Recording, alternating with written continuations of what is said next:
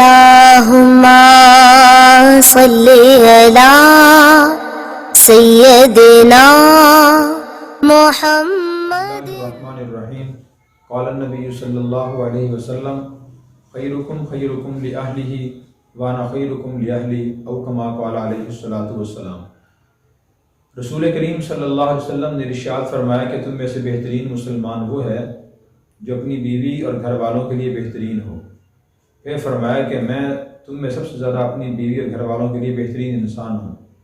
بہترین انسان کا مطلب یہ ہے کہ ایک مسلمان کا اپنے گھر والوں سے خاص طور پہ رویہ اور سلوک اچھا ہونا چاہیے، نرمی والا ہو، محبت والا ہو، دل جوئی والا ہو، دل شکنی والا، دل آزاری والا رویہ نہ ہو، سختی اس کے اندر نہ ہو، نرمی ہو، حتی الوسع جائز دائرے کے اندر رہتے ہوئے، شریعت کے دائرے میں رہتے ہوئے گھر والوں کی، بیوی بچوں کی باتوں کو تسلیم کیے جائے اور اپنی استطاعت کے مطابق ان کی ضروریات اور ان کی جائز حاجات پوری کرنے کی کوشش کی جائے، حتی الوسع ان کی بات مان لی جائے۔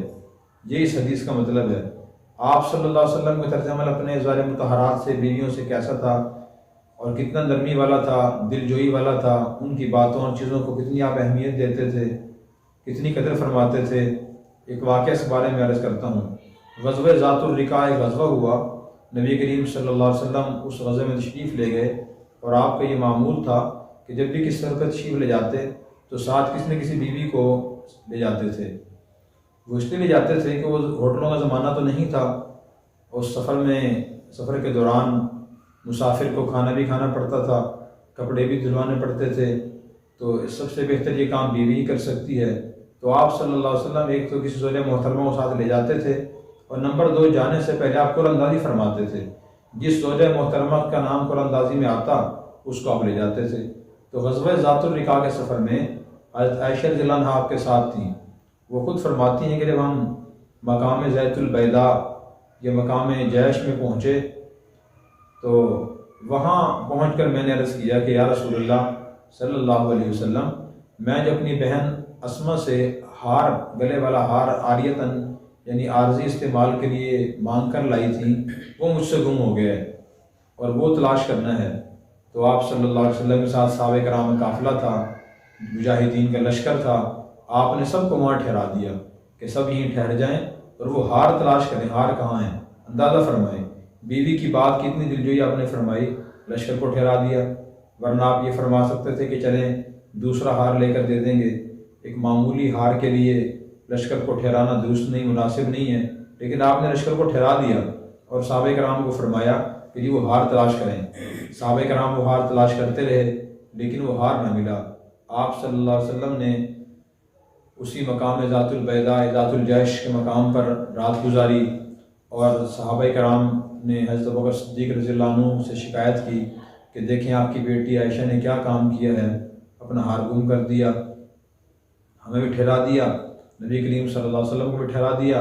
جہاں ہم ٹھہرے ہوئے ہیں نہ یہاں پانی ہے، اس لیے نہ وضو کر سکتے ہیں اور نہ غسل کر سکتے ہیں، بڑی پریشانی ہے، نہ پیاس ہے، پانی پی نہیں سکتے۔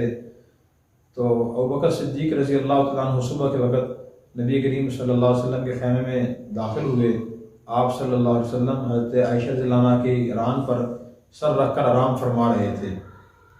تو حضرت ابوبکر صدیق رضی اللہ تعالیٰ عنہ نے اپنی بیٹی عائشہ رضی اللہ عنہ کو بہت ڈانٹا دھیمی آواز سے، جو آرام فرما رہے تھے، اور یہ کہا کہ تم نے یہ کیا حرکت کی ہے، نبی کریم صلی اللہ علیہ وسلم کو اور صحابہ کرام کو ٹھہرا دیا، ہار کیوں گم کیا، اور سب پریشان ہیں، پانی نہیں ہے، جنگل میں یہاں ٹھہرے ہوئے ہیں۔ تو آپ صلی اللہ علیہ وسلم بیدار ہوئے، اور بیدار ہونے کے بعد پھر اللہ تعالیٰ نے قرآن کریم کی آیت نازل فرمائی، سورہ نساء کی آیت ہے، وَإِن كُنتُم مَرْضَىٰ أَوْ عَلَىٰ سَفَرٍ أَوْ جَاءَ أَحَدٌ مِّنكُم مِّنَ الْغَائِطِ أَوْ لَامَسْتُمُ النِّسَاءَ فَلَمْ تَجِدُوا مَاءً فَتَيَمَّمُوا صَعِيدًا طَيِّبًا۔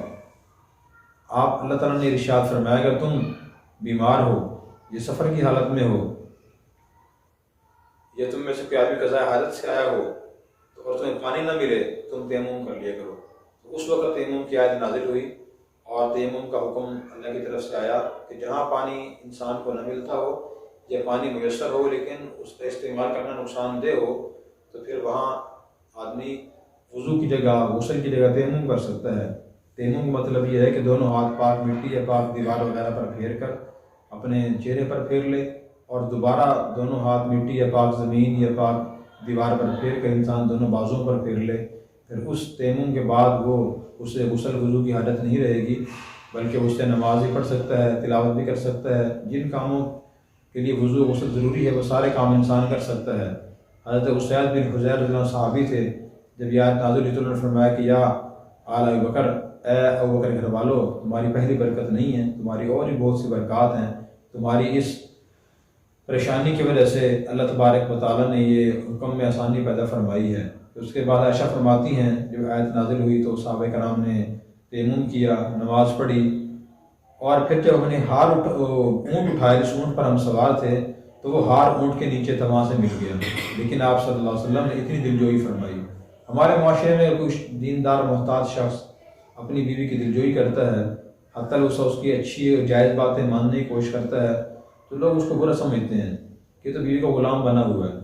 یہ غلامی نہیں ہے، غلامی یہ ہے کہ آدمی ناحق باتیں مانے اور ناجائز خواہشات کو، ناجائز باتوں کو پورا کرنے کی کوشش کرے، یہ غلامی ہے اور یہ صحیح نہیں ہے۔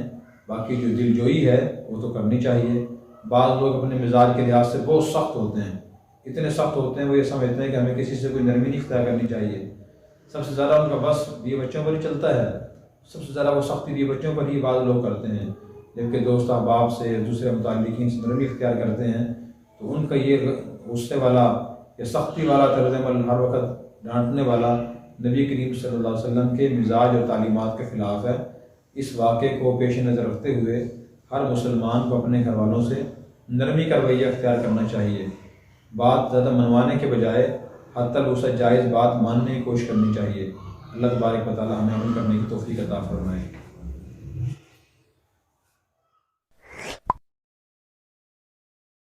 Subscribe now and press the bell icon. Never miss an update.